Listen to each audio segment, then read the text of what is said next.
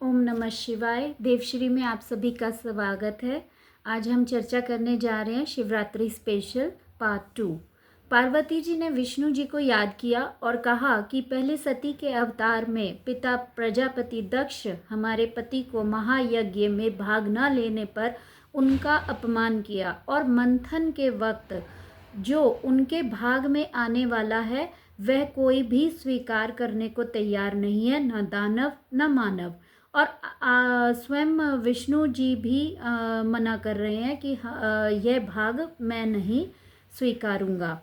तो इसका कारण पूछा पार्वती जी ने कृष्ण जी से, ऐसा ये अपमान क्यों भगवान को विष पीना ही पड़ेगा, क्यों, यह बताइए मुझे। तब कृष्ण जी ने बोला, बहन, महादेव दानवों और मानवों के बीच विषमता मिटाना चाहते हैं। वह संसार में स्थिरता और शांति लाना चाहते हैं, जिसका माध्यम यह समुद्र मंथन बन सकता है। मंथन से जो विष भी निकलेगा और अमृत भी।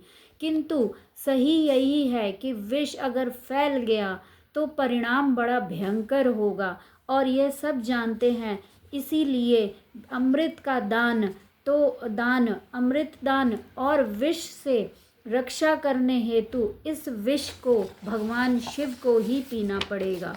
वही ग्रहण कर सकते हैं और कोई देव नहीं है, क्योंकि वे देवों के देव हैं, वह महादेव है। वह देवों के देव हैं, वह महादेव है, वे भूत भविष्य और वर्तमान उनसे भी परे हैं। वह त्रिकालदर्शी हैं, वह भूत भी देख सकते हैं, भविष्य भी जानते हैं, वर्तमान भी जानते हैं। उनके अलावा त्रिदेवों में ऐसा कौन सा त्रिदेवों में सबसे बड़े और सबसे अनंत और अनादि और सबसे महादेव इसीलिए कहलाए जाते हैं क्योंकि विष और अमृत दोनों उनमें समाये हुए हैं। और अगर कुछ संकट आया, फिर भगवान ने कहा, विष्णु जी ने पार्वती जी को कहा कि अगर कुछ संकट आया या कुछ भी विपत्ति आई विष पीने के बाद, तब आप शक्ति रूपा पार्वती जी, आप प्रेम समर्पण और पति प्रेम और पत्नी धर्म निभाएंगी और उनकी सुरक्षा कवच बनकर उनकी रक्षा करेंगी। इसीलिए जब विष पिया गया तो भगवान का शरीर पूरा नीला पड़ गया। और जब नीला पड़ गया तो माता ने जैसे ही देखा भगवान अपना वो खो रहे थे, तभी माता पार्वती ने गले पे हाथ रखा भगवान के और सारा कंठ वहीं रुक गया। और शक्ति रूपा पार्वती ने अपनी शक्ति से, मतलब दोनों की शक्ति समाहित है। शिव और पार्वती जैसा कोई रूप नहीं है, जैसा कोई पृथ्वी में ऐसा कोई नहीं है जो समर्पण भाव। और इसीलिए विवाहिता, जितनी भी विवाहिता हैं, उनको जब भी बोला जाता है तब यही बोला जाता है। जब भी अपने पति के लिए कुछ अच्छा वर मांगने के लिए बोला जाता है तो कहा जाता है शिव पार्वती की पूजा करें तो आपको मन वांछित वर मिलेगा और सुयोग्य वर मिलेगा। क्योंकि यही वह पर्व था महाशिवरात्रि का, जिसमें शिवशंकर भोलेनाथ सज धज के तैयार हो के, एकदम दूल्हे की तरह तैयार हो के और माता दुल्हन की तरह एकदम तैयार हो के अपने नंदी पे सवार होकर भगवान चले थे माँ के घर। और विवाह हेतु उसी दिन शादी हुई थी और उसी दिन उनका सामंजस्य हुआ था। ओम साम सदा शिवाय नमः। कर्पूरगौरम करुणावतारम संसारसारं भुजगेन्द्रहारं सदा वसन्तं हृदयारविन्दे भवं भवानी सहितं नमामि, भवं भवानी सहितं नमामि। ओम नमः शिवाय। इसीलिए भगवान का नाम पड़ा नीलकंठ। इसीलिए नीलकंठ भगवान को उस दिन ज़रूर याद करना चाहिए, एक बार नाम ज़रूर लेना चाहिए। नीलकंठ भगवान कह के नाम जरूर लें, याद करें। ओम साम सदा शिवाय नमः का जाप ज़रूर करें, उनको याद करें, उनका नाम लेके जल चढ़ाएं, दूध चढ़ाएं।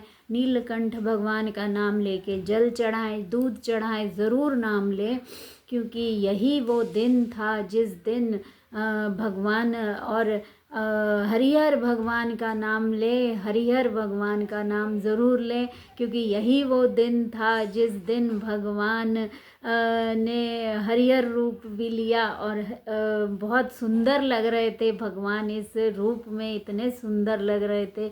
जब दूल्हा बन के आए थे एकदम दूल्हे नंदी पे सवार दूल्हे के जैसे तैयार हुए थे भगवान। और महाशिवरात्रि का पर्व इसीलिए क्योंकि भगवान सामंजस्य बनाना चाहते थे दानवों और मानवों के बीच, इसीलिए आप देखेंगे कि जब बाराती भी आए तो भगवान के भूत बतंगड़ सब थे, सब अजीब अजीब सी पोशाकें पहन के और भगवान के उसमें नाच कर रहे थे, गान कर रहे थे और खूब नगाड़े बज रहे थे, ढोल बज रहे थे और भूत क्या, पिशाच क्या, नागा साधु क्या, सब आए, जिसको देख के माता जो पार्वती माता की माता थी वो डर गई और बेहोश हो गई थी। ऐसी भी कथा है, ये भी कथा है। इसका मैं बाद में थोड़ा सा बताऊंगी, थोड़ा सा चर्चा ज़रूर करूंगी इसके ऊपर। एक कथा है इससे, लेकिन अभी डर गए थे, तभी भगवान ने ये पूरा कर देती हूँ कि तभी भगवान ने माता ने आग्रह किया भगवान से, क्योंकि माँ डर गई थी, पार्वती माता की माता डर गई थी, तो भगवान ने को माता ने आग्रह किया कि भगवान आप एक सुंदर सा रूप बनाए और उसी रूप में दर्शन दीजिए। तब भगवान, क्योंकि पहले भगवान जी अपने नाग पोष और पूरे एकदम जैसे रहते हैं, मतलब नाग वाग लिपटा हुआ पूरा ऐसे जैसे अपनी वेशभूषा रहती है, बैठे रहते हैं तपस्या में, वैसे ही दर्शन दिए। तब फिर जब डर गई तो माता डर गई, पार्वती माता की माता जब डर गई तो वह माता ने कहा कि मुझे अपना दूसरा रूप दिखाएं। तब भगवान अपने असली रूप में आए और दूल्हे के रूप में आए और देख के बड़ी खुश हो गई। पार्वती माता की माता बहुत खुश हुई, मैना देवी बहुत प्रसन्न हुई और बहुत खुश हुई और फिर उसके बाद उन्होंने इनको दर्शन दिए। अब हम बताएंगे कि महाशिवरात्रि वाले दिन क्या करना चाहिए और क्या नहीं करना चाहिए। थोड़ी सी कथा और है, फिर बाद में बताऊंगी विशेष सुविवाहिता के लिए, लेकिन अभी मैं ये चर्चा करना चाहूँगी कि क्या करना चाहिए और क्या नहीं करना चाहिए। जब भी आप महाशिवरात्रि की पूजा करें तो डूज़ एंड डोंट्स का थोड़ा ध्यान रखें, जिसमें से एक कुछ विशेष हैं जो मैं बताने जा रही हूँ। शंख से अभिषेक ना करें, शंख ना बजाएं, डमरू बजा सकते हैं। आधी परिक्रमा करें, पूरी परिक्रमा नहीं लगती शिव जी की। चोरी किए हुए बिलपत्र या पड़ोसी के घर से आप चोरी करके ले आए हैं, वह बिलपत्र ना चढ़ाएं, बाज़ार से खरीदें। टूटे फूटे नहीं होने चाहिए, खंडित नहीं होना चाहिए, छेद नहीं होना चाहिए, बासी नहीं होना चाहिए, पुराना नहीं होना चाहिए। केतकी, कनेर के, तुलसी के फूल अर्पण न करें। नारियल का पानी से अभिषेक ना करें। रोली, हल्दी, सिंदूर, हनुमान जी का जो सिंदूर आता है वह भी अर्पण नहीं होता, रोली भी नहीं, हल्दी भी नहीं। माता पार्वती को आप अर्पण कर सकते हैं, माता पार्वती को अर्पण करें, रोली भी लगाएं, हल्दी भी लगाएं, लेकिन हनुमान जी का सिंदूर नहीं लगेगा। अक्षत जो आप चढ़ाते हैं वो टूटे फूटे नहीं होने चाहिए, भंग नहीं होने चाहिए, गीले अक्षत ही चढ़ाते हैं, इसका ध्यान रखें। तो अक्षत सूखा नहीं होना चाहिए, थोड़ा सा गीला कर लें, पानी को लगा लें और फिर उसके बाद उसको चढ़ा दें। दूध अर्पण करना बहुत ज़रूरी है और दूध दही शहद दूध अर्पण क्यों किया जाता है, क्योंकि इसके पीछे एक विशेष कारण है कि दूध ज़रूर अर्पण करें। दूध का विशेष कारण ये है कि जब विष पी के भगवान बहुत जलन मची और बहुत तड़प रहे थे, तब भगवान के ऊपर भगवान के ऊपर दूध का अभिषेक किया गया। तो ठंडा ठंडा दूध डाला गया जिससे उनको शांति मिली और इसीलिए प्रचलन है कि जब भी शिव जी के लिंग की पूजा की जाती है तो दूध अर्पण जरूर किया जाता है, ठंडा ठंडा दूध चढ़ाया जाता है, तो जिससे उनको शीतलता मिलती है। तो और हमारे जीवन में भी शीतलता आती है। तो दूध को धार से अर्पण करें। जो भी चीज़ है, दूध जब भी चढ़ेगा धार एक होनी चाहिए, एक धार होनी चाहिए, इसका ध्यान रखें। दही जरूर चढ़ाएं और शहद जरूर चढ़ाएं। दही संपन्नता देता है, धन देता है, उन्नति देता है। और शहद इसलिए चढ़ाया जाता है कि आपके जीवन में मिठास बनी रहे और आपको संपदा मिले। इत्र, गुलाल, भांग ये सब चढ़ाना ज़रूरी है। गन्ने का जूस चढ़ा सकते हैं, अनार का जूस चढ़ा सकते हैं। इस भगवान को जब आप अर्पण करते हैं तो आप 16-18 तरीक़ों से उनका अभिषेक कर सकते हैं। कम से कम हर उसमें आपको एक मिलेगा, वो अलग वीडियो बनेगी, उसमें अलग से समझाऊंगी मैं, लेकिन यही समझाना वो इंस्टाग्राम पे जाएगी, आप उसमें देख लीजिएगा। इंस्टाग्राम आईडी मेरी देवश्री_57 है। उसमें हम जो तरीके होते हैं अभिषेक के, वो सारे तरीके आपको लिख दिए जाएंगे। और दही, दूध, शहद, गन्ने का जूस, अनार का जूस और बहुत सारे ऐसे जो होते हैं जिससे आपको किसी से धन, किसी से संपदा, किसी को अपनी पीड़ाओं से दूर करना है, किसी को मतलब परेशानी है, बीमारी है, हाली है, कुछ भी है, उसके लिए अलग रोग है, कोई बहुत पुराना रोग है तो वो उसके लिए अलग अलग अभिषेक होते हैं। उसका विवरण इंस्टाग्राम आईडी देवश्री57 पे जाएगा, _57, तो उस पे जाएगा, आप उसमें देखिएगा। 3 ताली ज़रूर बजाएं, 3 ताली ज़रूर बजाएं, अपना दर्ज करें कि मैं आया था। ये प्रमाण है 3 ताली का। एक में आया, एक में समर्पण, एक में शरण। ठीक है, तो 3 ताली ज़रूर बजाएं पूजा होने के बाद। और नंदी का विशेष ध्यान रखें, क्योंकि नंदी पे ही चढ़ के आए हैं भगवान, और नंदी के कान में ज़रूर कुछ कहें और अपनी मनोकामना ज़रूर बोलें। अब हम बात करने जा रहे हैं 4 पहर पूजा कैसे करी जाती है। 4 पहर पूजा विशेष में क्या करना चाहिए वह बताने जा रही हूँ कि भगवान जब 4 पहर की पूजा होती है तो ये 4 विषयों जो हमारे मेन होते हैं, धर्म और धर्म, अर्थ और काम और मोक्ष, ये 4 पहर जो हैं चारों में डिवाइडेड हैं। धर्म, अर्थ, काम और मोक्ष। ठीक है, तो ये जो 4 पहर हैं ये ऐसे चारों डिवाइडेड हैं इसी में।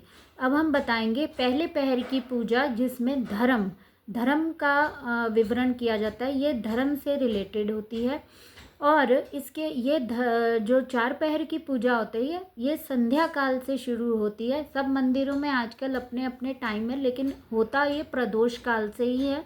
प्रदोष काल जिस समय पड़ेगा और उस दिन वही देखा जाएगा, और संध्या काल से की जाती है, प्रदोष काल में ही की जाती है। तो इस पे सबसे पहले चढ़ाते क्या है, शिव जी को दूध और जल की धारा से अभिषेक होता है, उसका विशेष महत्व होता है। पहले पहर की पूजा करने से निश्चित है कि आपको फल मिलता ही मिलता है। ओम नमः शिवाय की माला उस समय विशेष होती है।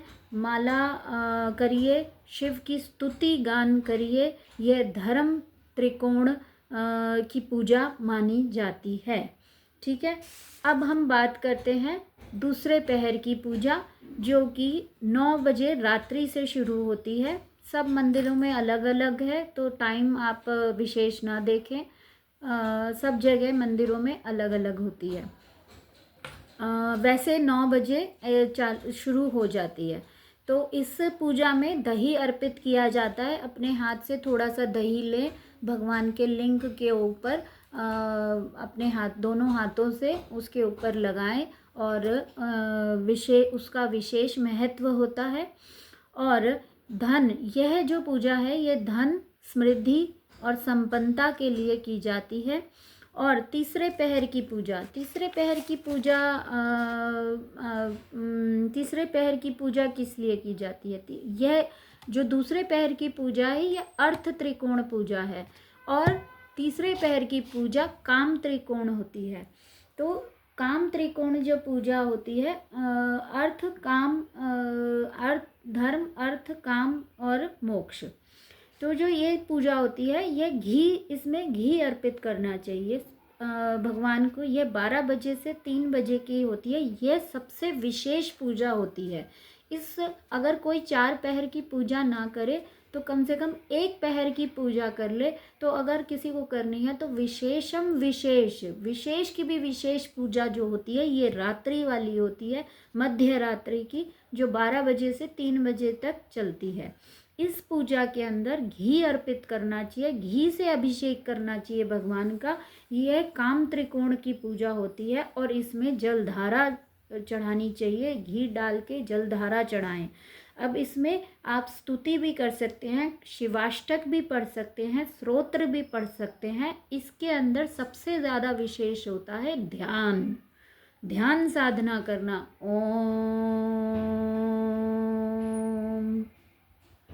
ओम, खाली ओम का उच्चारण।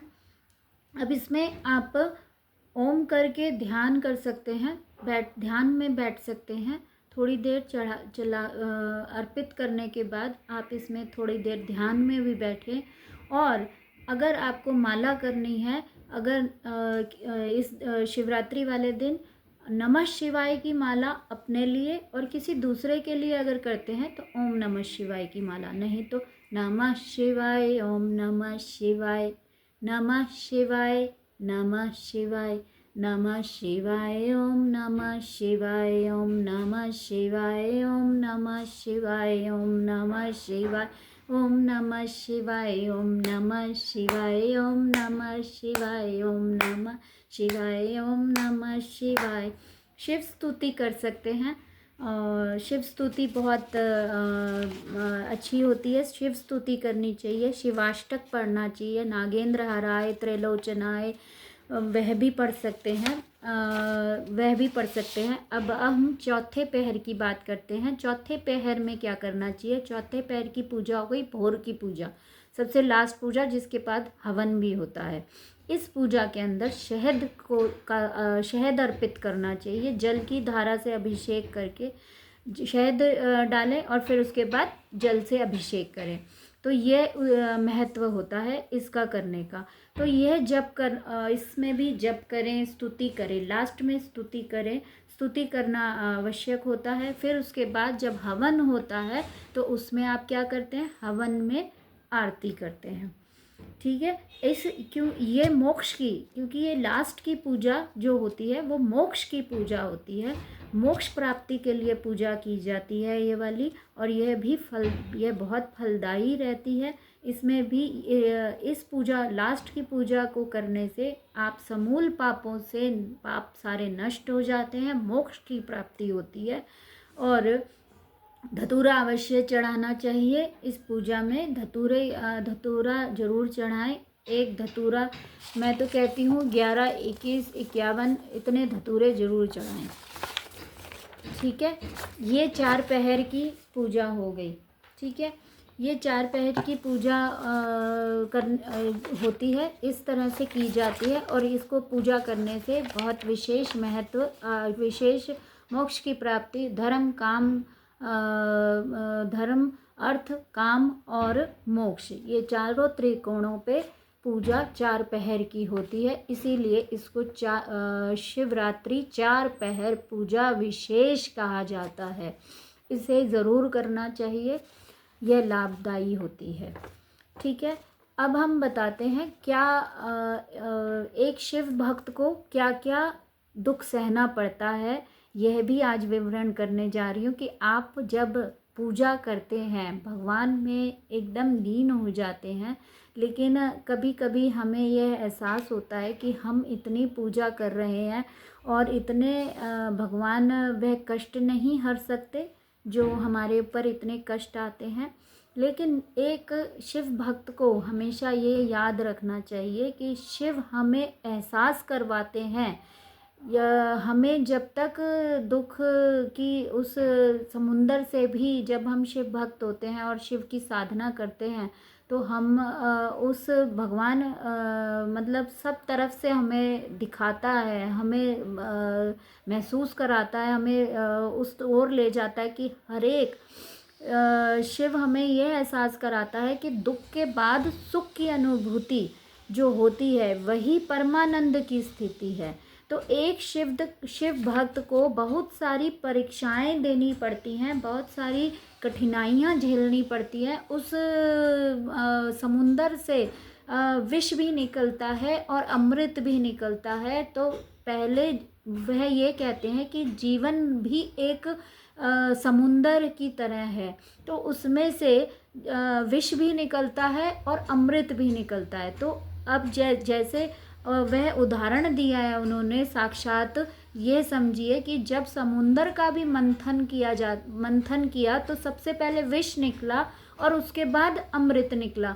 तो कुछ कड़वे घूंट, कुछ कड़वी बातें, कुछ कड़वी हालात, कुछ कड़वे एनवायरनमेंट, कुछ चीज़ विषमता लिए ज़रूर आएगी आपके जीवन में, क्योंकि हर एक जीवन में जब भगवान तपाता है तो सोने की तरह आपको तपाता है, तो उसमें से पहले विष भी निकलता है और अमृत भी निकलता है। लेकिन शिव भक्त या कोई भी भक्त जो साधना करता है, भगवान उस समय परीक्षा लेता है कि आप उस विष को पीने के भी हकदार हो या नहीं, क्यों, तभी वो शिव भक्ति पूर्ण कहलाई जाती है। अगर आपने उस शिव भक्त ने विष भी पी लिया और अमृत भी पी लिया, तो वह उसका पूर्ण अधिकारी बन जाता है, पूर्ण अधिकारी, और शिव प्रसन्न हो जाते हैं। शिव प्रसन्न हो जाते हैं कि यही मेरा शिव भक्त असली है, जो विष और अमृत पीने का हिम्मत रखता है, पीने की हिम्मत रखता है, वही असली शिव भक्त होता है।